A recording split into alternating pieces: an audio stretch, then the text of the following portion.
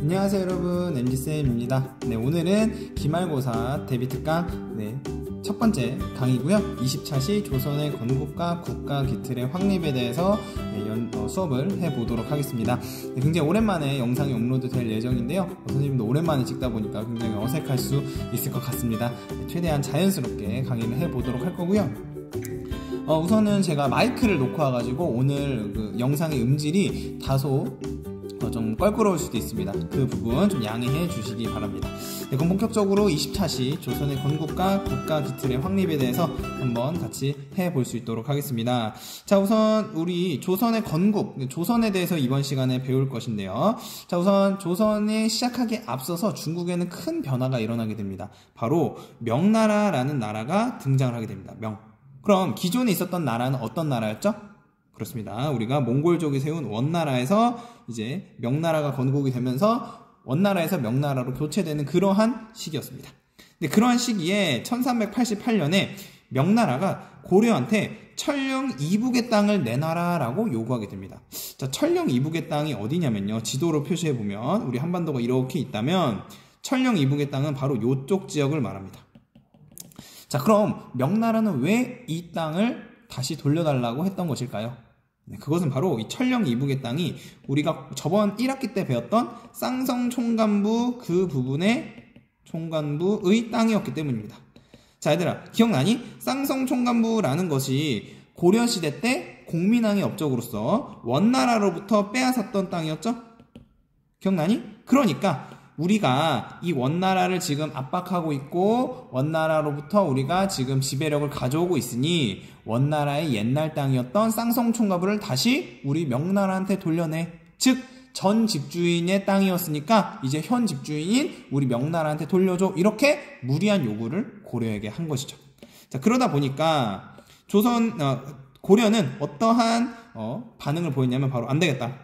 얘네들 혼 좀 내주자라고 해서 명나라 혼 좀 내주자라고 해서 요쪽 지역을 우리가 요동지역이라 하는데 요 요동지역을 공격하기로 요동을 정벌하기로 결심을 하게 됩니다. 자, 이때 총사령관이 누구였냐면요. 바로 이성계라는 인물이었습니다. 이 이성계라는 인물은 이거 도저히 이길 수 없을 것 같은데 하면서 진군을 계속 하다가 결국 군사를 돌려서 쿠데타를 일으키게 되는데요. 그걸 우리가 뭐라고 하냐면 위화도 해군이랍니다. 위화도 해군. 즉, 회군, 군사를 돌렸다. 어디에서? 위화도라는 섬에서. 위화도가 어딘지 한번 볼 수 있도록 하겠습니다. 자, 위화도는 어디냐면요. 지금 여기 보시면 고려와 조선의 국경에 있는 섬 중에 하나입니다. 자, 그래서 이렇게 쭉 진군을 하다가, 즉, 여기가 이제 명나라예요. 명나라에서 고려였는데, 고려에서 이제 넘어가기 직전에 위화도라는 섬에서 이성계는 결국 돌아오게 되고요. 결국 쿠데타를 일으키게 됩니다. 그래서 고려의 수도인 개경으로 쳐들어간 이성계는 쿠데타에 성공을 하게 되고요. 그러면서 국정을 장악하게 됩니다. 자, 국정을 장악한 이성계는요, 어떤 제도를 실시하냐면 과전법이라는 제도를 실시합니다. 이 과전법이라는 건 뭐냐면요, 학습지 맨 아래에 있습니다. 경기 지역의 토지를 전현직 관리에게 등급에 따라 수조권, 즉 세금을 거둘 수 있는 것을 나눠주었다라는 거예요. 즉, 이게 핵심은 뭐냐면요, 권문세족에게 있었던 그러한 토지가 집중되었었는데 이 권문세족으로부터 토지를 빼앗아서 이성계와 친한 사람들에게 나눠주었다. 그러면서 권력을 완전히 이양받게 되었다라는 것을 여러분들이 알고 계시면 될 것 같습니다. 자, 이렇게 조선건국 1년 전의 과전법을 통해서 이제 어느 정도 교통정리가 끝난 이후에 이성계는 드디어 조선을 건국하게 되고요. 우리 2학기 기말고사 범위는 바로 이 조선의 전기 그리고 조선 후기까지 배우는 것입니다. 이렇게 해서 조선의 역사가 시작이 되었고요. 자, 그럼 조선에 대해서 전반적인 어떤 특징을 한번 살펴볼 수 있도록 하겠습니다. 우선 첫 번째로 통치 이념을 한번 살펴볼 것인데요. 자, 조선의 통치 이념은요, 바로 성리학이었습니다. 또는 유학이기도 하죠. 중학교 범위에서는 이 성리학과 유학이 같은 거다라고 여러분들이 이해하셔도 큰 지장이 없습니다. 자, 이러한 성리학에서 중요시했던 가치가 무엇이냐면요, 바로 민본 사상이었습니다. 민본이란 백성 민자, 즉 백성이 나라의 근본이다. 그래서 백성을 나라의 근본으로서 굉장히 중시했다. 이것이 성리학, 즉 유학의 유교의 핵심 가치였다. 그래서 조선도 마찬가지로 민본 사상을 굉장히 중시했다라는 사실을 알아두시면 되겠고요. 다음으로 조선의 수도 보겠습니다. 조선의 수도는 바로 한양이었습니다. 그 이유는 나라의 중앙에 위치해 있고요. 또한 한강과 주변 산으로 방어에 굉장히 유리했기 때문에 조선의 수도로서 자리 잡게 되었습니다. 자, 조선은요, 크게 조선 전기와 조선 후기로 나눌 수가 있는데요. 그 기준이 된 사건이 있습니다. 바로 임진왜란과 정유재란, 즉 조선과 일본의 전쟁이 있고요. 그 다음에 정묘호란과 병자호란, 즉 조선과 청나라 간의 전쟁, 이 사건을 계기로 우리가 조선 전기와 조선 후기를 나누기도 합니다. 그래서 이 사건에 대해서는 추후에 자세히 알아볼 수 있도록 하겠고요. 자, 그 다음에 조선의 외교관계에 대해서 한번 보겠습니다. 조선의 외교관계는 크게 4대 교린이다 라고 이야기할 수가 있는데요. 먼저 4대가 무엇인지 한번 보겠습니다. 자, 4대의 직접적인 뜻은요, 바로 큰 나라, 이 대자가 큰 대자거든요. 족발 대자 할 때 그 대자입니다.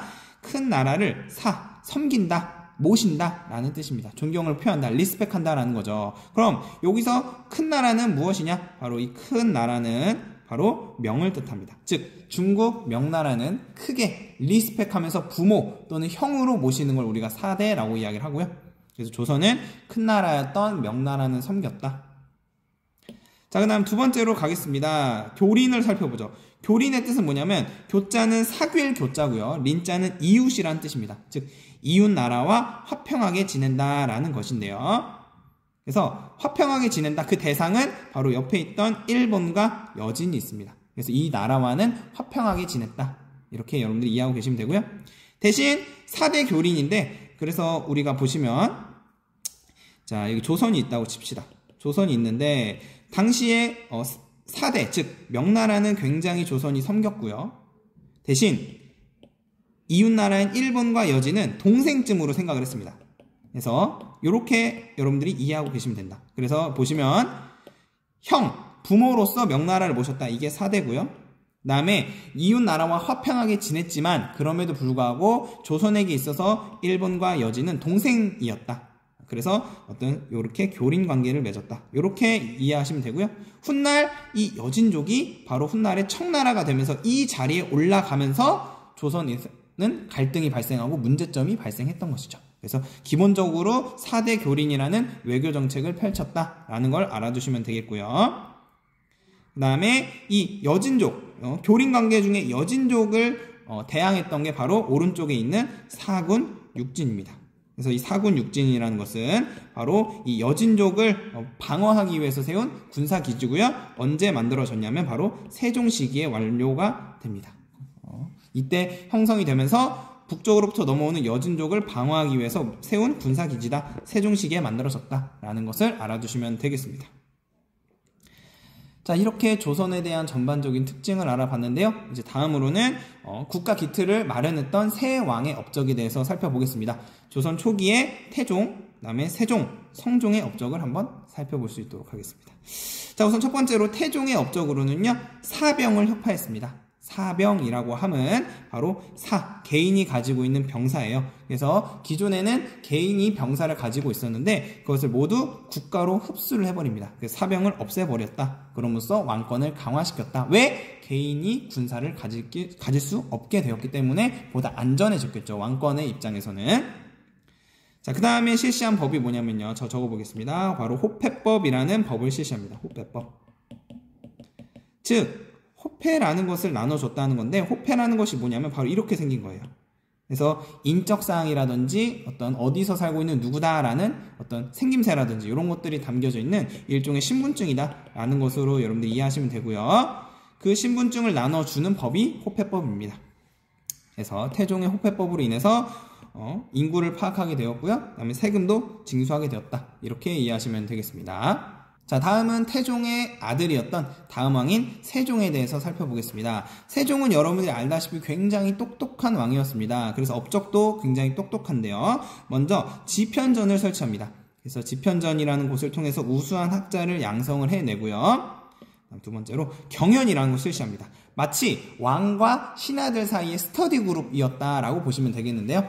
그래서 경연을 실시해서 왕과 신하들이 서로 토론하는 거야. 학문과 국가 정책에 대해서 토론하고 논의하는 이런 것들을 실시했다. 이렇게 여러분들이 이해하고 계시면 될 것 같고요.